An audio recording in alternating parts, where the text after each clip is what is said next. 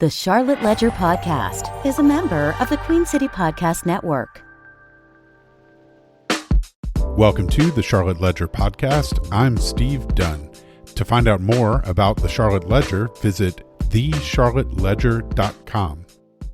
I am joined today by Amanda McGough, a licensed psychologist specializing in suicide prevention, suicide bereavement, anxiety, depression, and life transitions. Welcome, Dr. McGough. Thank you so much. The field of psychology, the human condition, are a broad topic and one that we could probably do a whole series of podcasts about.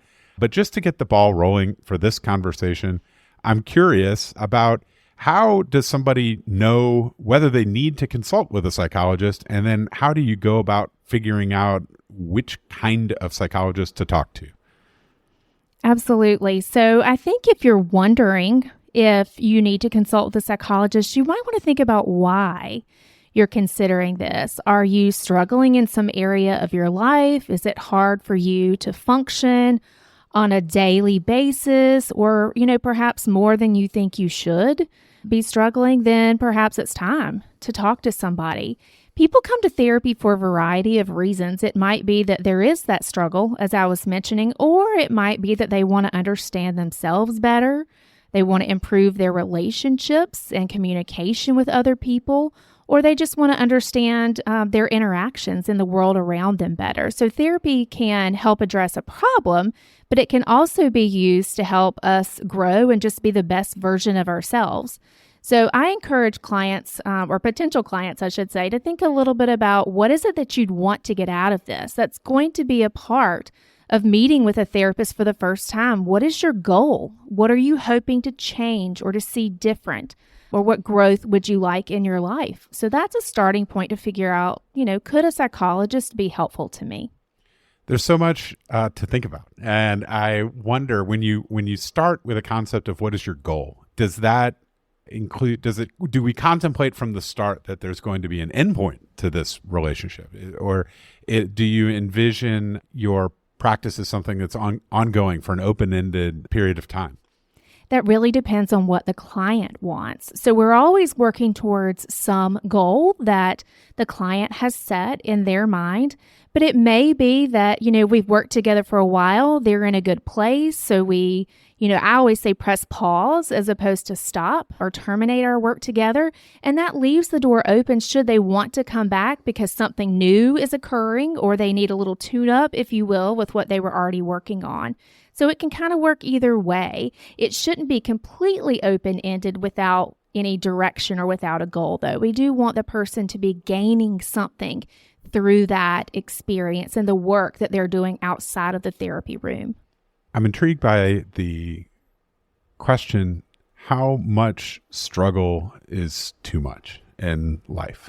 Because as I talked to my own kids when they were young, I tried to encourage them when they were experiencing challenge with the idea that challenge is part of life and overcoming things is something that we all have to do. And the fact that you experience struggle is not in itself a sign of pathology, right? But it seems like there's a matter of degree, right? There's at some point, the amount of challenge or struggle that you're experiencing in life is more than it should be. And I suppose if you know, then you know, right? And you know that you should call someone like you, but how does someone know? I think you're right that to struggle is to be human. We are not going to eliminate struggle from anyone's life. But if you are struggling in a way that is overwhelming or paralyzing to you, or that you don't have the right tools to help you cope effectively with that struggle, and you're floundering, you're wondering, what do? I need some support here, then that's where therapy can really come into play. As a therapist, I'm definitely not going to be able to eliminate difficulties from a person's life. But I can give them tools. I can equip them with strategies that they can use so that when those hard waves of life hit them, they don't completely knock them down and drown them. They're able to kind of ride that wave and manage whatever that particular stressor or struggle is. How much of your relationship with your clients or patients, what is the terminology you use? Clients. So how important is is the match, finding the right one, right? Like, so it's a very personal relationship, right? It's somebody that you have to have rapport with and trust with. And it seems to me like it's got to be a good fit on some kind of intangible or indescribable personal level. Absolutely. I love that you asked that question, Steve. Fit of a therapist and a client is huge. In fact, with all the research that we have about what makes therapy work, it's the number one factor.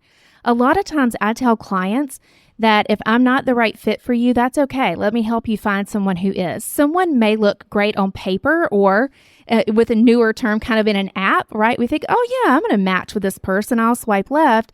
Meanwhile, we actually meet them and we're like, yeah, the chemistry's not there. Well, the same is true with our therapist. You need to have the right chemistry to feel comfortable with this person, to have trust in this person and feel like this person really listens to you and gets you. So if it's not the right fit, no hard feelings, folks. Just go ahead and move on and find somebody who is a good fit for you. All right, you mentioned apps. At the risk of opening up a sore subject, I can't help but notice that technology is intersecting with your profession, as it is with all of us. And some of that includes apps where you can make appointments and interact with mental health professionals one-on-one, or you believe you're interacting with a mental health professional anyway. Some of it involves AI and large language model chat bots, right? That have some sort of a sense that they're listening to you or consoling you or encouraging you or something.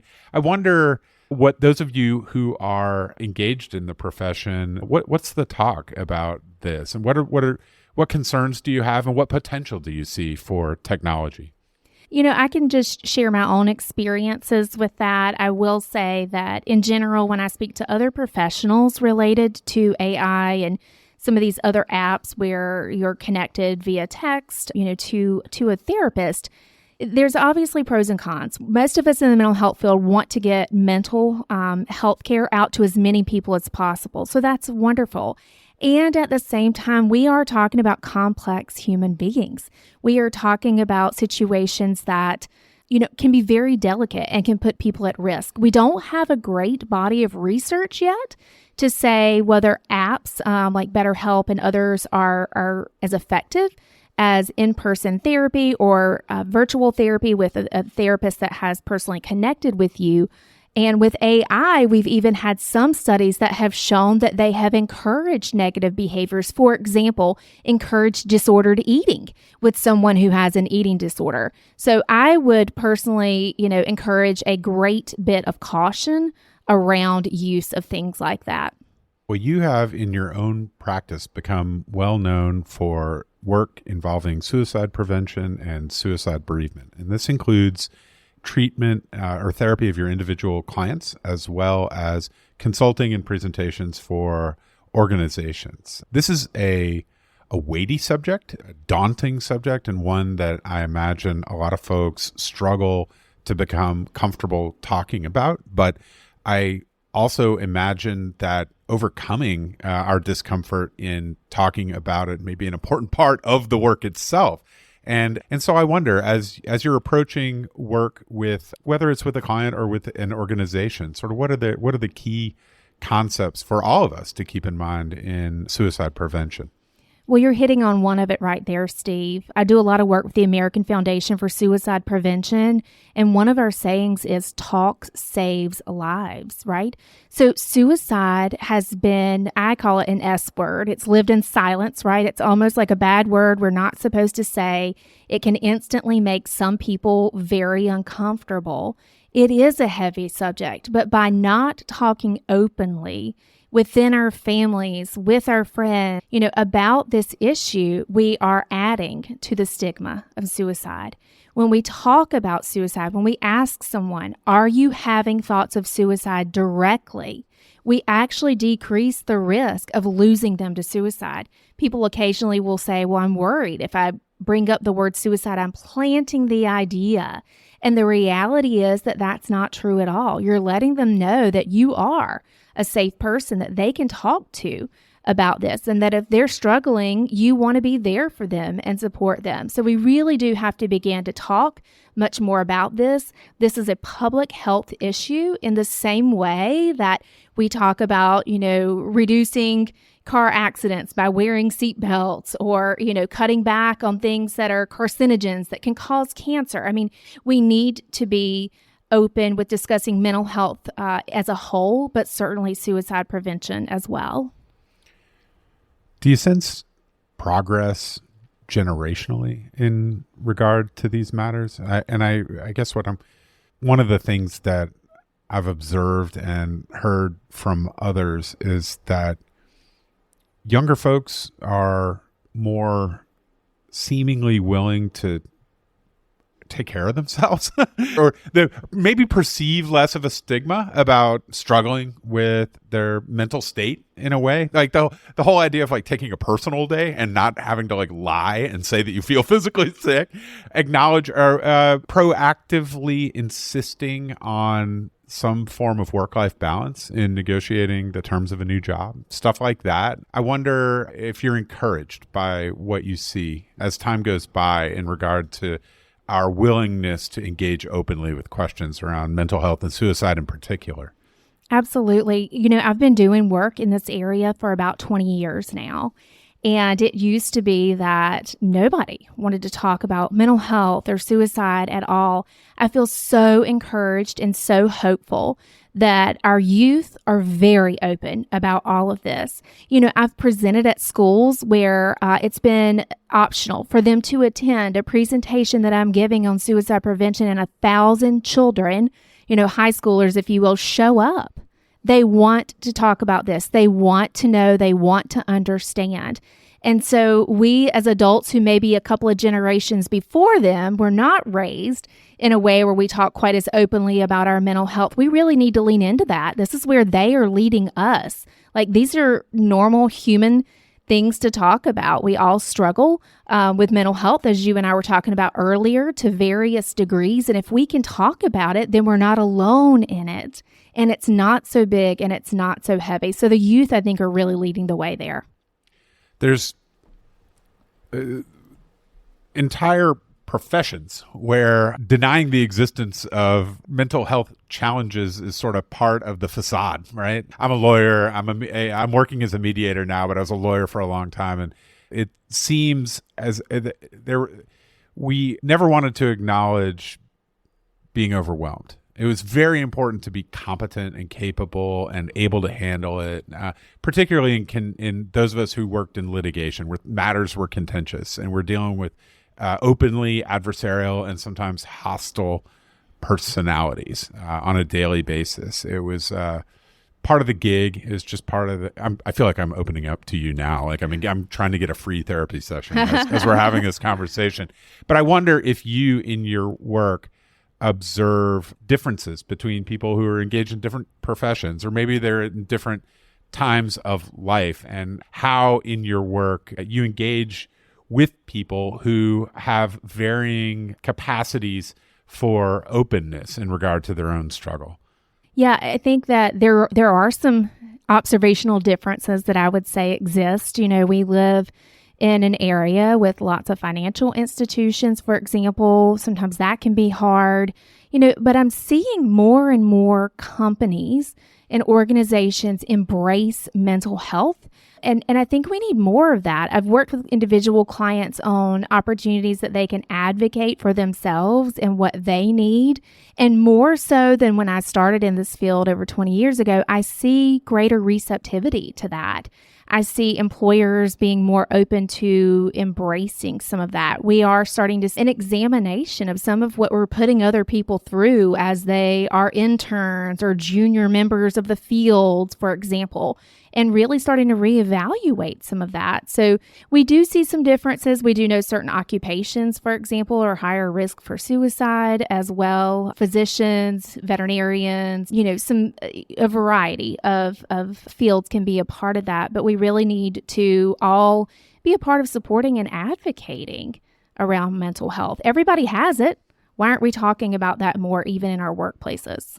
Veterinarians is not one that would have leapt to mind for me. Is there any study about why? Certainly, I mean, lawyers, I get it. It's like a bunch of type A people sort of fighting with each other all the time, right? Like it kind of makes intuitive sense. Veterinarians would not have leapt out to me.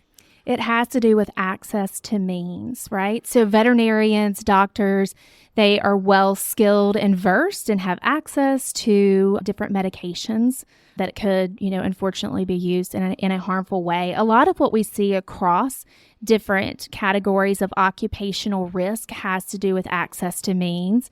Farmers, for example. I'm a farm girl. Grew up, a farmer's daughter here. I happen to know that you grew up in Pine Tops, North Carolina, which I never tire of learning of new towns in North Carolina. Pine Tops is in eastern North Carolina, yes, right? So absolutely. as a farm girl growing up on a farm, you have access to danger access to in chemicals, a way, right? Yeah. Right? Most farmers are going to own a firearm. We lose about 55% of people to suicide by firearm. So securing a firearm, keeping it away from someone who's struggling is one of the number one ways we can stop a suicide, for example. But when you have access to means and you're a part of a stressful field, then we do see increased risk across those occupations. You do consulting with organizations, and you mentioned that you've been encouraged by companies that seem more active, more receptive to addressing these types of concerns in a transparent and welcoming and accepting sort of way. How do you begin your engagement with an organization that wants to make a positive difference for its constituents, whether it's their employees or the people who they serve? Absolutely. So the truth be told, a lot of times a company reaches out to me directly or to the American Foundation for Suicide Prevention after a loss. I wish that was not the case, but sometimes that is what brings the need for greater education and awareness and support around mental health to an organization. So we are able to provide them oftentimes with pro bono, post-vention services. Post-vention is after a loss has occurred, because when someone has passed away, then the risk for those who were associated with that person increase. So we want to make sure that we give people appropriate support so that their own suicide risk does not increase. And then we can provide some prevention and education and resources at that point. The people who are left behind, this is another big part of your own practice, is suicide bereavement. And I imagine that's working with folks who've been affected by suicide in their community or their family. It's a whole other thing, right? It is. It's a different angle on this fraught issue. I imagine it's one that involves a lot of anger and a lot of guilt and a lot of questioning. I imagine you run into folks who wonder what they could have or should have done differently. Yeah. And it seems incredibly difficult. And I don't even know how to frame a question out of that except to just say thank you for that work. And what is it important for a person who has experienced a loss of this nature in their community to know? So it's very important to know, Steve, that nobody dies by suicide for one reason. It's always complicated. It's very complex. Think about an iceberg, right? We can see the top of that iceberg, but underneath that water is a bigger, much larger part that we can't always see, right? And that's what a suicide is like. There's many pieces that we're not aware of. So it's not that, last night we had an argument with this person and that's why they did this. There's so much more that's happening. Another piece that I share with every single suicide loss survivor that I work with is that when we did a big meta-analysis, which is basically taking 50 years worth of research, the best of the best that we have in the field of suicide prevention, and said, hey, how good are we, the experts, at predicting who is likely to die by suicide? It was 51%. That is the flip of a coin, Steve. We can't predict. But oftentimes, as a loved one of someone who has passed, we want to hold ourselves responsible. It's that guilt that you're talking about a minute ago. And the reality is that we're all doing the best that we can, that there are things that we can't see, that we can't know, that, may have led to this loss. And if the best of the best in the field haven't gotten this figured out, it would be unfair for us to put all of that blame on ourselves. How do you manage your own challenges in life as someone whose profession is all about helping others and working with folks who have identifiable, profound challenges or who have gone through easy to identify traumatic events. How do you cope with your own struggle? Do psychologists all see other psychologists? Yes. Oh, do you? Yes, Okay. I'm a therapist with a therapist. Okay. All right. Absolutely. That I get asked that question more often than ever before, Steve. I mean, you're probably like the third or fourth person who's asked me in the past month. It's a great question. I'm glad people ask me because I am very proud to say, yeah, I'm a therapist with a therapist, right? I have to also take care of my mental health. So I try to do things like exercise, eat right, spend time with my family, but I include professional mental health services in that as well. You mentioned exercising and eating right. I've heard it said that exercise is one of the best antidepressants. Is that what are some other simple things that folks can do, whether or not we think of ourselves as a person who has the need of a mental health professional personally and directly? What are the sorts of things that we can do to make it easier for each of us to get through the day? Get exercise is one of them, right? Yes, absolutely. Exercise. Make sure that you're getting adequate sleep. Research shows that most of us in this country, across all age ranges, are not getting enough rest. That's very, very important. Simple things as well as like staying hydrated, taking medications as prescribed.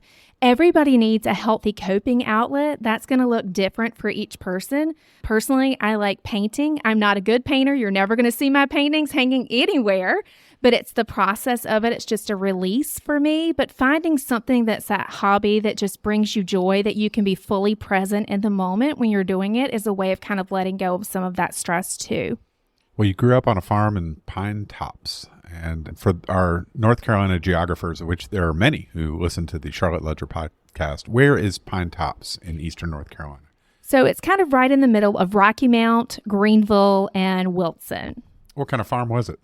Primarily tobacco, cotton, corn. Yeah. No livestock for us. Did you work on the farm as a child? I did. Yeah. My very first job ever was working on the farm, driving a tractor. I think growing up on a tobacco farm could be a powerful motivator toward higher education. I've heard from others that it was the experience of working with tobacco in particular, something about that crop that inspires people to say, you know what, I'd rather not for the whole rest of my life. And you went on to travel around the great state of North Carolina, gathering advanced degrees, eventually a Ph.D. in psychology. Where did you get your schooling, and how did you end up in Charlotte about 20-something years ago? Yeah. So I went to UNC Wilmington for my undergrad. The beach definitely called to my soul and my spirit at the time and really had a great experience there. Would have stayed there if they'd had a Ph.D. program at the time. They do now, but they didn't then. So I ended up at UNC Charlotte and did a master's there, met my husband my first year in graduate school, which really solidified that Charlotte would be where I stayed. Is your husband a psychologist also? No. Okay, that's probably for the best. I say that as a lawyer who did not marry another lawyer. I mean, people do it, but there's something to be said for doing something different. Absolutely. Yeah, he and I are in very different worlds. He's in banking, and yeah, we hear about each other's worlds and support that, but I think it is helpful that we do different things. But yeah, his job here made Charlotte our home, and I commuted getting my PhD up to UNC Greensboro while he was still working here. So we made that happen. So you came to UNCC, and you're still here in Charlotte. You've made a life here. You've been here for over 20 years. And I wonder, what is it about the city that you came here to go to school, but you choose to be here now? And what is it about Charlotte that you observe that makes it a place that you want to stay? I absolutely love the diversity of this city. I have respect for my roots back in Eastern North Carolina, but grew up with very few opportunities. Like everything was just kind of rural, and you didn't have a lot of chances to see shows, meet people from different backgrounds and cultures. I absolutely love that in Charlotte, there's so much to do. We're raising 2 kids here, 2 young girls. I think it's a great environment for them. I like the different diversity that they encounter in their environments. And that was really something that my husband and I both value. We wanted them to have lots of things they could explore and do, but with lots of different people from all parts of the world, from all backgrounds and experiences. Well, you are working now as a psychologist. You see clients in your office. You're open for business. You are the proprietor of Amanda McGough, Ph.D., PLLC, which in some ways is a solitary pursuit, right? You're kind of a one-man band in a way, right? Kind of doing it all. How do you maintain connections, whether it's with other mental health professionals or other folks? And I ask this as someone, you're experienced now, right? You've been doing this for a while. You haven't just started out. You've been bestowed the great honor of the Charlotte Ledger 40 over 40 award, which you're only eligible for if you've attained the age of 40 plus. And so, you've got some experience. And when you work in sort of a solitary context, how do you maintain your connections with others, including people who are following in your footsteps?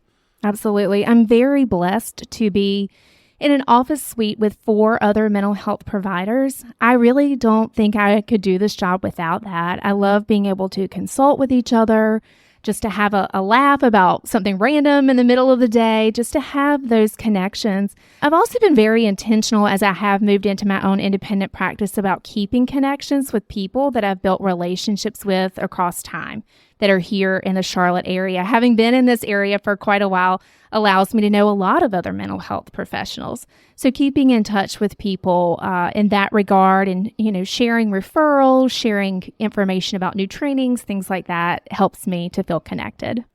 Well, it's wonderful meeting with you today. I appreciate very much your time. Thank you, Amanda McGough, for being with me on the Charlotte Ledger podcast. Thank you, Steve. That's it for today. Thanks for listening. This episode was produced by Lindsey Banks. You can find out more about the Charlotte Ledger by visiting thecharlotteledger.com. QueenCityPodcastNetwork.com.